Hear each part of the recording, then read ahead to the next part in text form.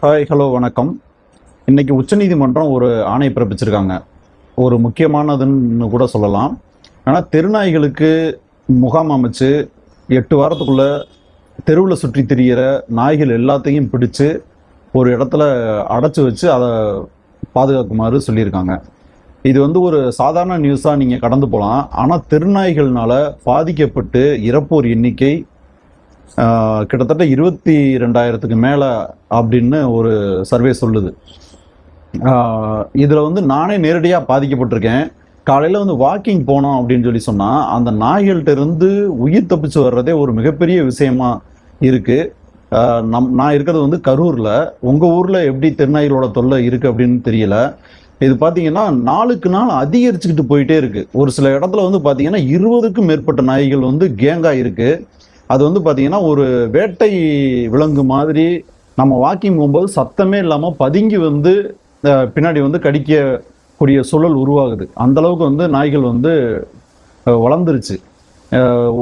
குலைச்சிக்கிட்டு ஓடி கடிக்குது, இல்லை நம்ம தெருவை வண்டியில் கிராஸ் பண்ணும்போது விரட்டிட்டு வருது குலைச்சிக்கிட்டு அப்படின்றத தாண்டி இப்போ அது பதுங்கி கடிக்க ஆரம்பிக்குது. விளையாடுற குழந்தைங்களையும் அதே மாதிரி ஒரு உணவாக பார்க்க ஆரம்பிச்சிருது. இதோட காரணம் என்ன அப்படின்னா, அதுக்கு அந்த பிராய்லர் கோழிகளோட கறி கழிவுகள் இது எல்லாமே கொண்டு அந்த ஓடைகளில் நிறைய பேர் அதை கொட்டி விட்டு போயிடுறாங்க.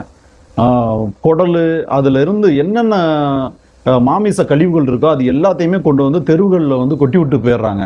அது அந்த கெட்டு வீச்சம் எடுத்து அதை எடுத்து நாய்கள் பூரா சாப்பிட்டு அதோட குணாதிசயங்கள் எல்லாமே வேறுவா மாறிடுச்சு. ஒரு காலத்துல திருநாய்கள் விரட்டிட்டு கடிக்கும் வைக்கும் அப்படின்றத தாண்டி இப்ப நாய்கள் கடிக்கிறத பார்த்தா நமக்கே பயமா இருக்கு. எவனோ ஒரு மனுஷனை திட்டம் போட்டு பதுங்கி இருந்து தாக்குற மாதிரி நாய்களோட செயல்பாடுகள் இருக்கு. அதனால இந்த உச்சநீதிமன்றத்தோட தீர்ப்பு ரொம்ப ரொம்ப முக்கியமானதா கருதுறேன்.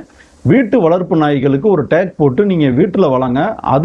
அதுக்கு குழந்தைங்களோட மக்களோட பழகின பழக்கம் இருக்கும். அது என்னைக்காவது ஒரு நாள் கடிக்கும் போது அதுக்கான ஊசிகள் தடுப்பூசிகள் இதெல்லாம் போட்டுக்கலாம். அது மிகப்பெரிய பாதிப்புக்கு உள்ளாகிறது கிடையாது. ஆனால் இந்த தெருநாய்களுக்கு எந்த விதமான கட்டுப்பாடும் பயமும் எதுவுமே இல்லை. நம்ம கையில் ஏதாவது குச்சியோ கல்லோ எடுத்தோம்னாலும் அது சின்ன பயம் கூட இல்லாமல் மறுபடியும் நம்மளை எதிராக கடிக்க தான் வருதே தவிர அது ஓடுறதுக்கு பார்க்க மாட்டேங்குது.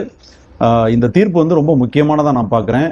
உங்களுக்கு இதில் ஏதாவது கருத்து இருந்துச்சுன்னா நீங்கள் உங்கள் கருத்தை கமெண்ட்டில் பதிவிடுங்க.